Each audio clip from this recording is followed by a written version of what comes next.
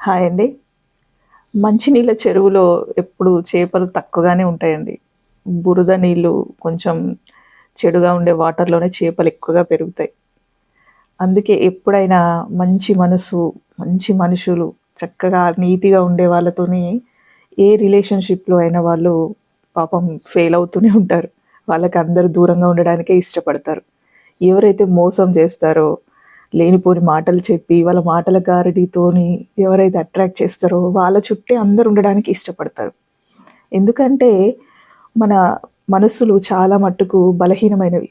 ఎందుకంటే, అప్పటికప్పుడు మన గురించి పొగిడి, మనకు మంచి మాటలు చెప్పే వాళ్ళని ఇష్టపడతాం తప్ప, నిజాయితీగా, కటువుగా చెప్పే మాటల్ని మన మైండ్ యాక్సెప్ట్ చేయదు. అందుకే నిజాయితీ పరులు ఎప్పుడూ ఒంటరిగానే ఉంటారు. మీరెలాంటి వాళ్ళు? మీ మనస్తత్వం ఎలాంటిది? మీరు నాకు కామెంట్ చేయండి. Hi, I am Rani Reddy, counsellor and emotional wellness coach. Please subscribe.